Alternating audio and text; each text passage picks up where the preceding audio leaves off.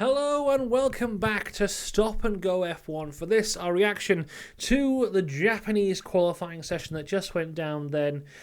Not exactly the most exciting one in the world, especially in comparison to some of the ones we've had more recently, but still a very entertaining session.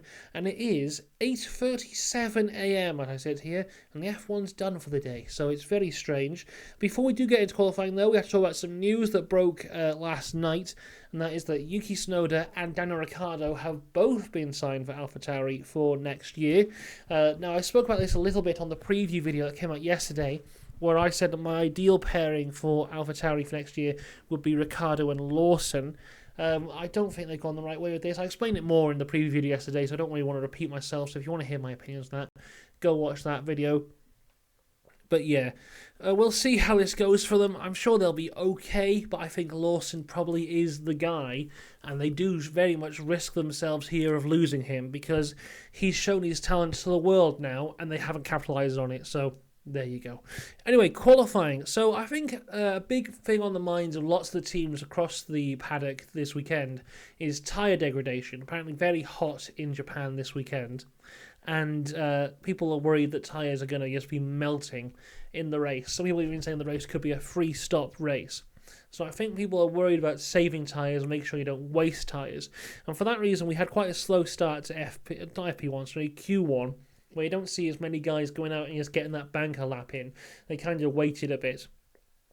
But with about 10 minutes to go in the session, Logan Sargent went out and went into the wall. This was on his fast lap, final corner, bit of oversteer, got caught up on the grass and into the wall. It's really a shame for Logan, didn't set a time of course there, and I think this might be the final nail in the coffin for Logan here in terms of getting a seat next year. Now, of course, with this AlphaTauri deal all sewn up, the Williams seat is the only seat left available now for next year. The one currently being occupied by Logan Sargent. And I think there's actually a lot of comparison to be drawn from Mick Schumacher's situation last year. Now, I read Gunther Steiner's book that came out this year. I made a video on it. It's here on the channel if you want to see it. But on there, basically what happened was Haas decided relatively early on that Mick probably wasn't the guy for them for 2023. And instead of just announcing it, they kind of towed him along quite a bit. And he got better and better. But the final nail in the coffin for Mick was a crash that he had in a practice session of the Japanese Grand Prix that cost the team $700,000. Now, at the end of the year, despite Mick's performances improving, he still had those crashes in him, which ultimately cost the team a lot of money. And last year, Mick had the most crash damage money of the entire grid. This year so far, it's already Logan Sargent before this weekend, and he's had this crash, which looks like it's another expensive one. And even James Vowles in FP3 was talking about how they've made the Williamses out of Frankenstein cars of different parts from different pieces and all across the year because they're trying to save as much money as they can. I don't think we'll be seeing Logan in that car anymore. Well, sorry, for next year. We'll see him for the rest of the year, but I don't think we'll see him next year. For most of this year, I have thought they would keep him for a second year, but really, there's so much money is being lost on his crash damages at the minute that I think that it might be better for them to change him. For who, though, I'm not too sure. Of course, there was the rumours of Drugovich. We talked about that yesterday. There's also the rumours of Liam Lawson, which I think would be a great way to go. Or they could get someone like Vesti from F2. He's a Mercedes junior, so it's not too out of this world for a Mercedes junior to spend time in Williams. That's exactly what happened with George Russell, of course. So I think they will go for someone else in the Williams. But anyway, moving on to the rest of qualifying with 9 minutes to go, there is a warning that came up here that Zhou, Bottas and Leclerc all went too slow on their outlap. Now, we saw this in Monza where Leclerc and Sainz went too slow, but they were able to get away with it. We haven't had anything from this as of yet, so that is one to keep an eye on, see if they get away with that again or not. As I said, people kind of trying to save tyres to the point that with less than a minute to go in the session, 5 drivers actually hadn't set a fast lap yet. And as the checkered flag came out in Q1, the drivers that were out were Bottas in 16th, Stroll in 17th. That's the third race in a row now that Stroll's gone out in Q3. Hulkenberg 18th, being beaten by Magnussen again. I think that's for the second week in a row. Zhou was 19th, although he had one of his faster times deleted. And Logan Sargent, of course, in P20 with no time set. Yeah, so back of the grid for Logan Sargent, although I wouldn't be surprised if maybe they took an engine change or something like that from pit lane. Zhou, P19 for the second weekend in a row.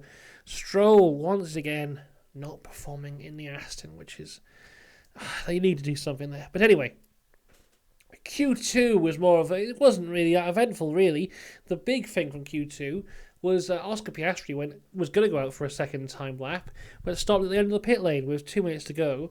Turns out, as he was going down the pit lane, McLaren decided, hey, we probably don't need this lap. Come back, have a sit down, have a Kit Kat, have a break.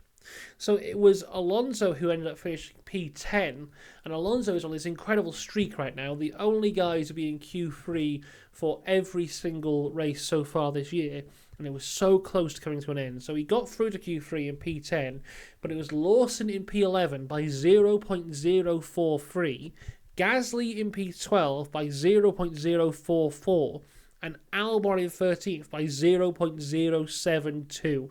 So you have those three guys so close to getting into Q3 and ending Alonso's streak, but he manages to keep it going. It was Ocon in 14th and Magnussen in 15th. Some good results there. Albon, I think he'll be happy with 13th, even though the Williams did look a little bit faster in the earlier practice sessions of this weekend. Lawson, another great result for him. It was P10 last weekend, P11 this weekend. I think he'll be happy with that.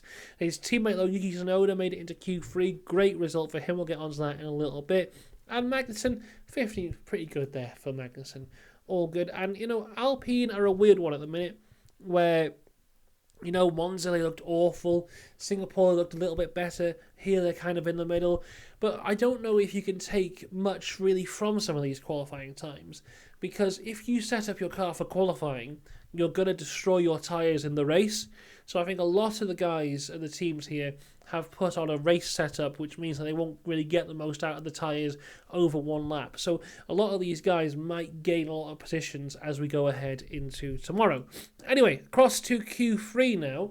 And once again, teams not wanting to waste tyres to the point that both Ferraris and Alonso only set one timed lap on Q3. Interestingly, though, Ferrari set it at the end of the session and Alonso set it at the start, which doesn't make much sense to me because of track evolution and all that kind of stuff. You want to really set it at the end. So Alonso was destined to be 10th before it even started.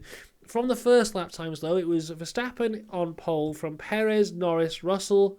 It was Verstappen on pole from Piastri, Norris, Russell, Perez, Alonso, Hamilton, Yuki, then Leclerc and Sainz didn't set times.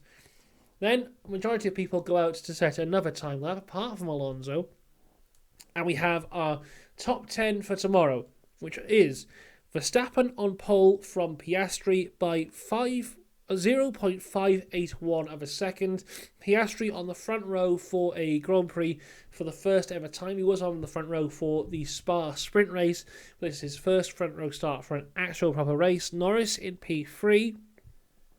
Leclerc in P4, but remember he is under investigation for that outlap in Q1. Perez in P5, Sainz P6, Hamilton and Russell 7th and 8th, Yuki Tsunoda fantastic in 9th, and then Fernando Alonso in 10th place there. Very interesting as we look ahead towards the race tomorrow. Yeah, so as we look across this, I think Alonso is one who definitely, I think, can go faster.